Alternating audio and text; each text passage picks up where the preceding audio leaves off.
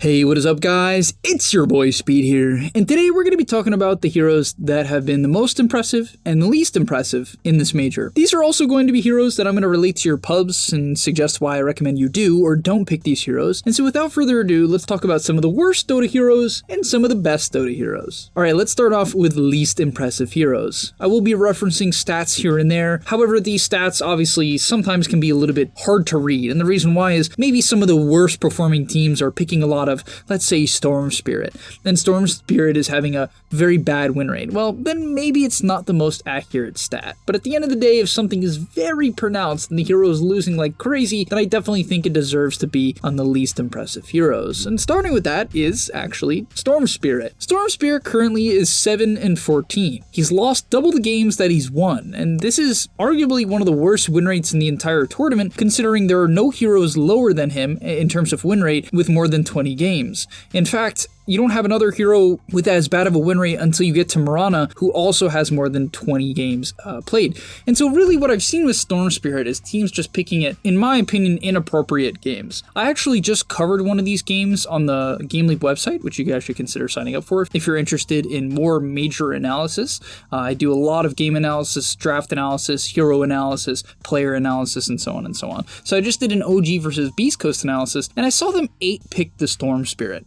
8-pick in Dota, for all of you guys who aren't familiar, in Captain's Mode, you have picks in different order, right? And 8-pick is one of the strongest picks in the game, because one team gets the first pick, then the next team gets 6-7, the next two picks, and then on 8-pick, you get to respond to the 6-7 pick of the enemy team. Then, after you 8-pick, you get to ban 3 heroes in a row. Therefore, you can protect your 8-pick with those 3 bans, and have your 8-pick as a counter to the 6-7. However, they pick Storm Spirit. They pick Storm Spirit into an Undying and a Rubik, and I didn't feel like Storm is much of a counter to either of these heroes at all. In fact, I think it's almost bad against Undying, because if it's too tanky for Storm to kill and it heals the people Storm tries to kill. So I really don't like this matchup at all. And I feel like Storm Spirit has a big problem with a lot of the auras going around. Drums, Mech, Pipe, Greaves, Crimson has even become somewhat popular, are floating around. There's even quite a few heroes buying Holy Locket. And so you have this Storm Spirit hero, which really, with the current mana pool situation, just can't kill people without expending a significant amount of mana. People have tried to get around this by buying items like Treads and a Falcon Blade and a Witch Blade, and playing more around just killing people in the Electric Vortex with one small zip, rather than zipping around, right? They play more around Storm's ability to lock down and click a bunch during that lockdown, rather than zip, zip, zip. And I think that approach is correct, but the hero's win rate is 33%, and every time I see Storm Spirit, it just doesn't look that good. Like, sometimes Gaming Gladiators makes this hero look pretty solid. Liquid also picked it with an IO, and it looked pretty decent in that game. But we're talking about two of the best, arguably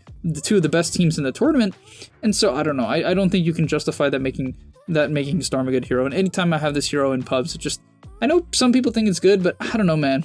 I just don't see it winning personally. It seems to run out of mana too fast and just not kill anything. Alright, let's speed up with the second hero because I don't have too much to say. I had a lot to say about Storm. I don't have too much to say about Tiny Mid. Tiny Mid is something that people have been doing for a long time. And as of late, it's kind of gone back to this whole like Aghanim Scepter build. However, my problem is Tiny Mid's impact outside of that. I feel like Tiny Mid doesn't rotate that well nowadays. The hero's movement speed has been like completely crippled. Its spells have been nerfed extremely hard over time, and you might be like, but then why is it so popular? Because it's a pretty good support, even though its win rate just isn't even that good overall. The hero is 5-10 right now at a 33.33% win rate. But I don't know, I really don't like, I'm not even a huge fan of Tiny support anymore. I think it's like, some teams make it look really good, and I will admit, in the games where Tiny gets like a 15-minute Blink Dagger, this hero looks like the best hero in the game. So if you really play to let this hero farm, I think it looks good. And so teams that enable that, I personally think should continue to pick Tiny. However, this like whole Tiny Mid flex and then like picking Tinies that are getting 17, 18, 19-minute Blink Daggers, obviously you can still have impact with 19-minute Blink Dagger, but it's tough, man. It's tough. And in terms of Tiny Mid, I feel like this hero's mana pool is not good enough. It just like struggles to farm. Avalanche Toss is too long of a cooldown, too mana intensive, so it struggles to farm neutral camps. It has to take the mid lane camps. And you might be like, oh, that doesn't sound like a big deal. And sometimes it's not. But at the same time, you can't give your supports mid. You kind of have to take it on Tiny because you can't really jungle. right? A hero like Storm can jungle, Ember can jungle, a lot of the popular mids can jungle right now. If you think of any of them, they probably can jungle, and if they can't jungle, it's often a hero that is either picked to win the lane hard, which tiny mid generally does not do, or they take the mid tower like something like a Wex Invoker with Meteor Hammer. So I don't know, I just feel like the hero's timing where it has like blink, echo, and then disassembles the echo for BKB is just not that strong. You just don't do that much damage. And then like if they have mech and such, you do like no damage. It just, I don't know. The hero looks better as a support, give it space as a support, and then I'm impressed by it. Otherwise, not a fan. Then we have Enigma. I just hate Enigma. I really liked Enigma recently, which like why it hurts for me to say this, because I was having success on Enigma. I was like winning most of my pubs. Then they made it where you cannot sacrifice range creeps. And it might not seem like a big deal at first. It's like just sack the melee creeps. It's not that much different, but it is, because often what you would do is you would sack the creeps when they're close to the enemy. It's not like you're always sacking the creeps. You're not always creating eidolons when the creep wave is far away from the enemy. That's not how it plays out. It's just not. If you think it is, you just haven't played the hero. So you have to sack eidolons on a melee creep right next to the enemy. And then you always end up losing either all of your eidolons, or let's say you're picking Enigma into a theoretically good Enigma lane, you're still losing like an Eidolon. And it doesn't seem like a big deal, but it is. You can't just casually feed an Eidolon. It's like a whole CS and most of your damage. You know what I mean? Like it just doesn't work. And so I don't know, man. I've seen this hero play out. I saw a team 16, 17 it, and then it got 18 Kunka'd, I believe by EG, and it just got stomped in lane and couldn't do anything the whole match. I'm like, oh my God. I've played it in my pubs. I've played a game since the change. It just felt so clunky, man. Can it still work? Sometimes, obviously, but it's 2-6 right now, and I'm not a fan. I think it's too slow in most games, and the change made it too hard to play in lane. Then we have Snap offlane. I know I'm hating a lot on offlaners now, I guess, but Snap offlane, it's weird, man, because sometimes I really do believe Snap is like better than Enigma at least. Snap sometimes looks like a good hero because its laning stage is pretty solid.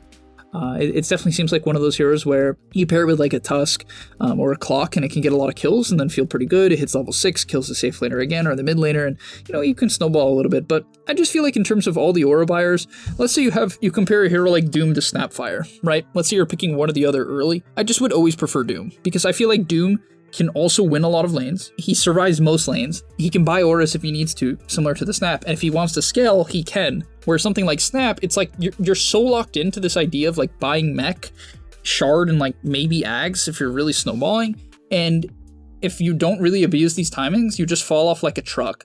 And I know there's gonna be people who say like, but the little shredder build. It's like, if you try to play around the little shredder talents, you're on crack. Because how do you buy any items? You have to literally go Greaves Ags like Daedalus, which just doesn't look good, nor do I think it's good. And if you play for level 20 talents, you're just useless early on. If you go like Maelstrom Treads, it's just, your hero is just so bad at the pro level at least. You just don't have enough impact and you don't do enough damage with a little shredder. So I don't know, man. I just don't think Snap Off is that good. I think teams should avoid picking it, and that's my take. And then finally is Radiant's Lifestealer. Out of all the Radiant's carriers, I felt like Lifestealer had potential recently, and I looked into it. I think I even made a video on it, hyping it up a bit. But after I've been continuing to watch it, I just haven't been that impressed. Which is a shame, because I feel like Ghoul Frenzy giving Lifestealer attack speed should mean that a flat damage item like Radiance is good on the hero. That makes a lot of sense, right? It's also a hero that's naturally pretty tanky. It can do Radiance damage while infested. It makes a lot of sense. It also helps the hero farm. So I kind of like the concept, but I'm watching it play out in these games and it's just getting kited. It's getting kited. Compared to something like the Armlet Deso in the team fights, which sounds weird because like Radiance is an item that people say is like anti-kite, but I question that. And the reason why I question that is because the burn damage just isn't that much.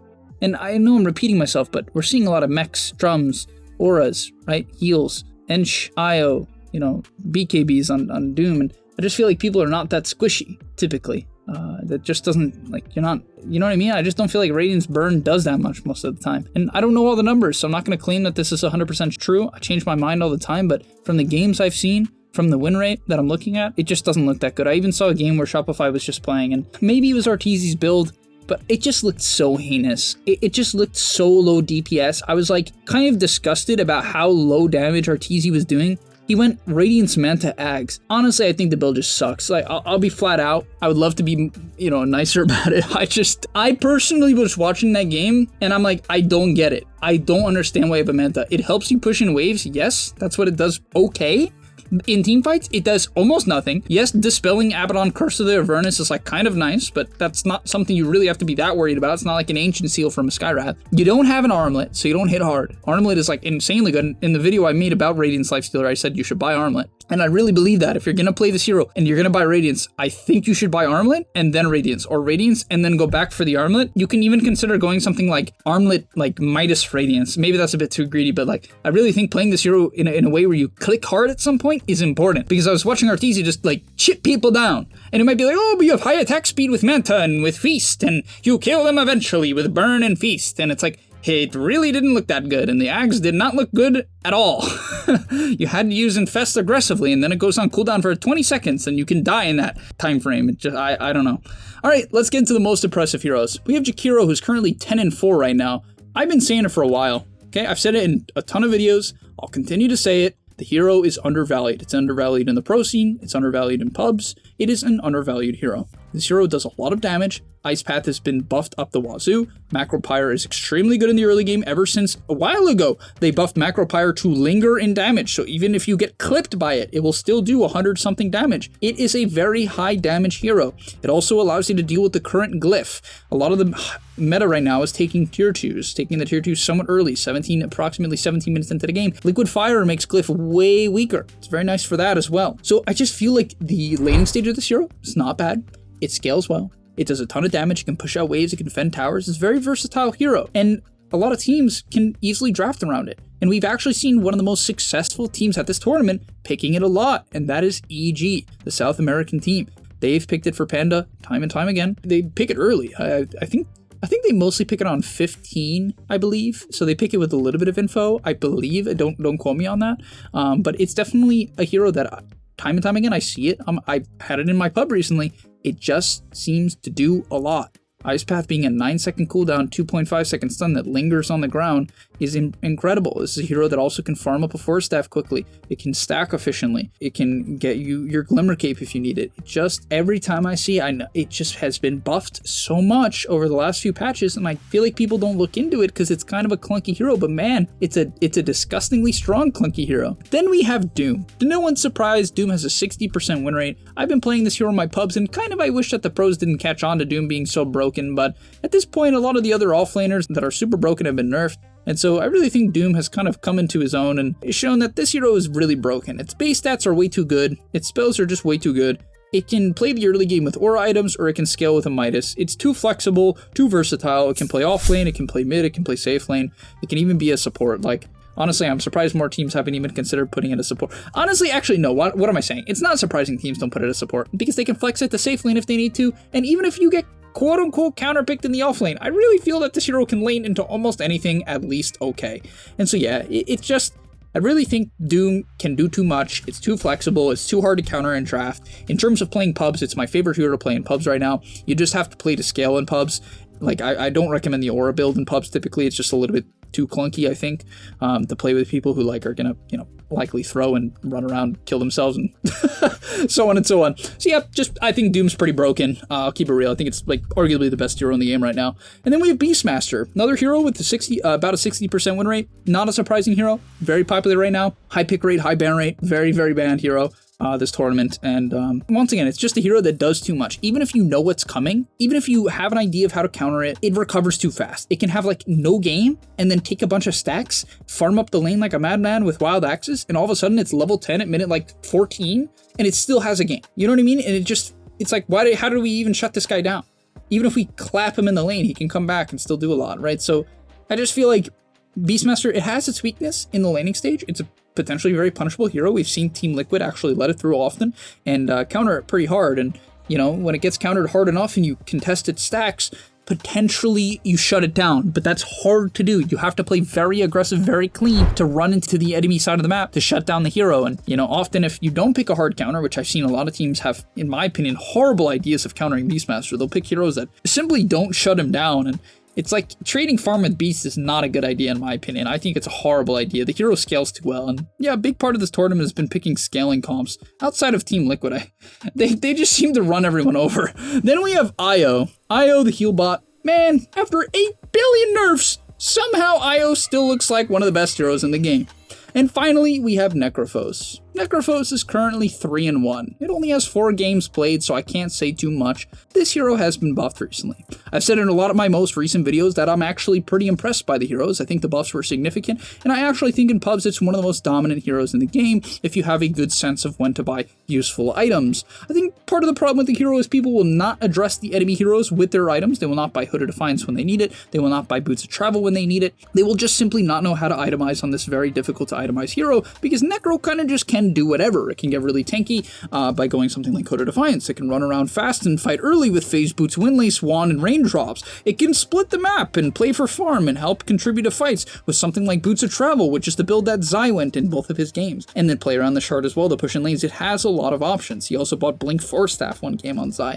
So it's a hard to itemize hero, but man, I'm telling you, I think people just kind of forgot how to counter this hero. I think it's a better laner than people remember. You just have to not die at level 1 and level 2, and if you can get past that point, where you just, if you can get past the point where people will kill you at level 1 and level 2, you can get to that level 3, and get up your boots, get up your magic wand, it becomes impossible to lane in a Necro, and that's what I've seen in some of the games that I've watched. Even in the game, Zai had a game where he was like 1-5 against Nouns, and still, he managed to come back and seemingly have a lot of impact with just good Reaper Scythe usage. It was extremely impressive to me how he was able to use this hero even from behind. Like, he made the hero look like okay to like not stomp on, and from my perspective, it's like, this is a hero you have to own on, but maybe he's just too good as a player, I don't know. Either way, thank you guys so much for watching. Hopefully you enjoyed. I'll see you in the next one, and I'm out. Peace. And that's all, but remember, before you leave, before you tune out, subscribe to the gameleap website where we are going to help you get to the next rank. If you're stuck, click the link down below, and I'm out. Peace.